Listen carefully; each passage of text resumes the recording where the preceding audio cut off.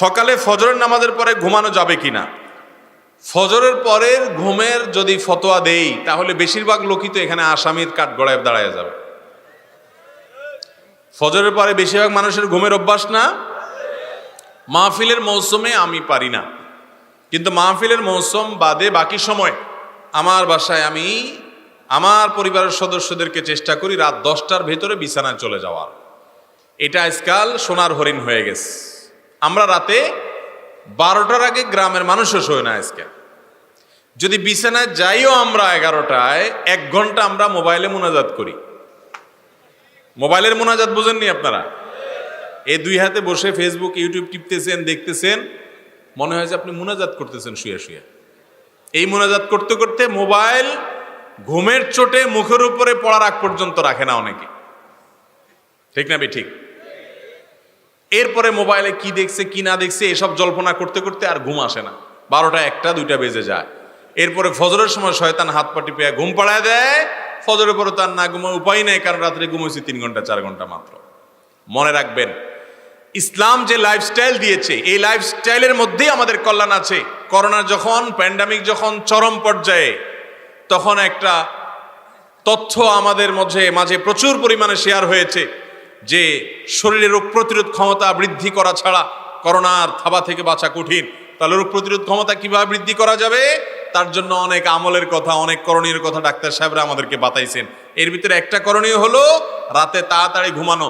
রাত 10টা থেকে 2টার যে ঘুম, এই ঘুমটা আমাদের বডিতে ইমিউন এবং রোগ প্রতিরোধ ক্ষমতাকে শক্তিশালী করে।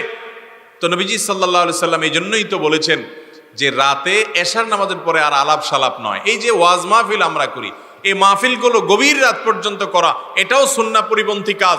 যত দ্রুত সম্ভব মাহফিল শেষ করা উচিত, কারণ রাতে দেরি করে মাহফিল থেকে গেলে ফজর নামাজ পড়তে কষ্ট হবে, ফজরের পরে আবার ঘুমানো লাগবে।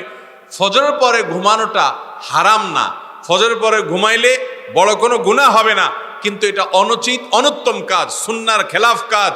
অনেক উলামা ইকরাম মাকরুহ বলেছেন। নবী করিম সাল্লাল্লাহু আলাইহি সাল্লাম ফজরের পরে ঘুমাইতেন না। তিনি দোয়া করছেন, আল্লাহুম্মা বারিক লি উম্মতি ফি বুকুরিহা। নবীজির দোয়া কাদের জন্য? যারা সকালবেলা কাজ করে, সকালবেলা যারা জেগে থাকে। তিনি দোয়া করেছেন, আল্লাহ আমার উম্মতের জন্য সকালবেলার সময়টাতে আপনি বরকত দিবেন। এই জন্য যে ছাত্র সকালে পড়ে, যে ব্যবসায়ী সকালে ব্যবসা করে, যে কর্মজীবী সকালে কাজ করে, তার জীবনে বরকত নেমে আসে। দুপুরে ঘুমের কথা নবীজি সাল্লাল্লাহু আলাইহি সাল্লাম বলেছেন। এখন আমাদের সমাজে দুপুরে ঘুম নেই, সকালে ঘুম আছে। যখন ঘুমানো যাবে না তখন আমরা ঘুমাই, যখন ঘুমাইতে বলে তখন আমরা জেগে থাকি। অর্থাৎ কোরআন হাদিস যা বলে হুবহু তার উল্টা করি। এই জন্য আমাদের দুনিয়ার জীবনে উন্নতি নাই। ভাইরা আমার, রাতে তাড়াতাড়ি ঘুমের অভ্যাস করতে হবে। আমি প্রায় সময় বলি এই আমলটা বড় কঠিন হয়ে গেছে, আমাদের সবার জন্য এটা তিতা করলা টাইপ আমল হয়ে গেছে। আমরা অন্য অনেক আমল করতে রাজি আছি, রাতে তাড়াতাড়ি শুইতে চেষ্টা করবো তো ইনশাআল্লাহ। এক হুজুর বলেছেন সূরা ফাতিহা কোরআনের অংশ নয়, তা সঠিক কিনা জানতে চাই।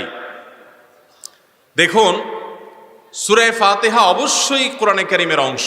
সূরা ফাতিহাকে যদি কেউ কোরআনের অংশ নয় বলে, তাহলে সে সন্দেহাতীতভাবে ভুলে আছে। এমন ভুলে আছে যেই ভুলের ব্যাপারে পৃথিবীর কোনো আলেমের তেমন কোনো দ্বিমত, সমস্ত উলামা ইকরামই একমত যে সূরা ফাতিহা এটা আরে শুধু কোরআনের অংশ না, এটাকে উম্মুল কোরআন বলা হয়েছে। কোরআনের মূলই হলো সূরা ফাতিহা। এটাকেই যদি কোরআন থেকে বাদ দিয়ে ফেলেন তাহলে কিভাবে হয়? যদি কেউ এরকম বলে থাকেন, সেটি মূর্খতা সুলভ কথা, অজ্ঞানতার কারণে বলেছেন, এটা সঠিক হতে পারে না। আমাদের সমাজে প্রচলিত আছে প্রতিদিন ফজরের আজানের আগে মাইকে দোয়া কালাম পড়া হয় ও ডাকাডাকি করা হয় এবং গজল চালানো হয়। এটা কতটুকু জায়েজ? কোরআন ও হাদিসের আলোকে উত্তর দিলে ভালো হয়। এবং যদি ডাকাডাকি না করলে কমিটি বিভিন্ন রকমের কথা বলে, তাহলে মুয়াজ্জিন সাহেব কি করবেন? দেখুন, ফজরের নামাজের জন্য আহ্বান করার উদ্দেশ্যেই আজান আল্লাহ তাআলা দিয়েছেন। আজান দেওয়া হয়েছে মানুষকে নামাজের জন্য ডাকা এবং আহ্বান করার স্বার্থে প্রয়োজনে। অতএব আজানের আগে পরে যদি আপনি ডাকাডাকির জন্য আরো কোনো পদ্ধতি এবং প্রসিডিউর অবলম্বন করেন, তাহলে কেমন যেন এই আজানটা মানুষকে ডাকার জন্য যথেষ্ট না, ঠিক না ঠিক? যে নামাজ পড়বে তার জন্য আজান যথেষ্ট ইনশাআল্লাহ। যে সালাত আদায় করবে না, গাফেল, তার জন্য আরো আধা ঘন্টা 1 ঘন্টা আগ থেকে মাইকে গজল গাইলেও সে নামাজ পড়তে আসবে না। মনে রাখবেন, শরীয়ত যখন কোনো আমল ঠিক করে দিয়েছে কোনো জায়গায় কোনো উদ্দেশ্যে, সে উদ্দেশ্য বাস্তবায়নের জন্য আপনি আরো অনেকগুলো আমল নিজে থেকে নির্ধারণ করে নিলেন, এটি কোনো কোনো সময় বেদাতে পর্যবসিত হতে পারে।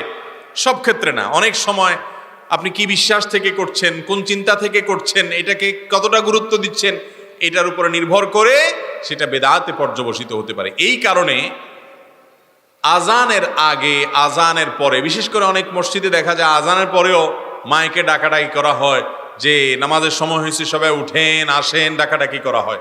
তো আজানে কি করা হয়েছে? আজানের মধ্যে তো সেটাই বলা হয়েছে, হাইয়া আলাস সালাহ, তোমরা নামাজের জন্য আসো, সালাতের দিকে আসো। হাইয়া আলাল ফালাহ, সফলতার দিকে আসো।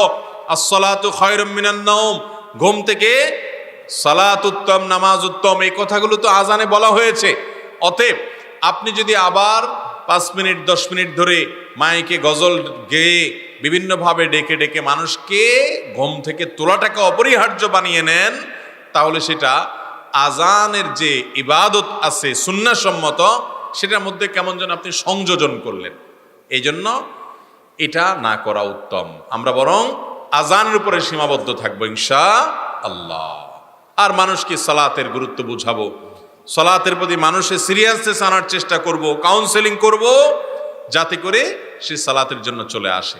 সবার হাতে হাতে আজকাল মোবাইল ফোন, এবং সকল মোবাইল ফোনেই অ্যালার্ম দেওয়ার ব্যবস্থা আছে। অতএব আমরা নিজের ব্যক্তিগত ব্যবস্থাপনায় ঘুম থেকে যেন উঠতে পারি, সেটি আমরা গ্রহণ করব। আর পুরো এলাকার মানুষকে আজানের মাধ্যমে সালাতের জন্য আহ্বান করব। ভিন্ন কোনো মাধ্যম নিজেরা সৃষ্টি করা উচিত হবে না।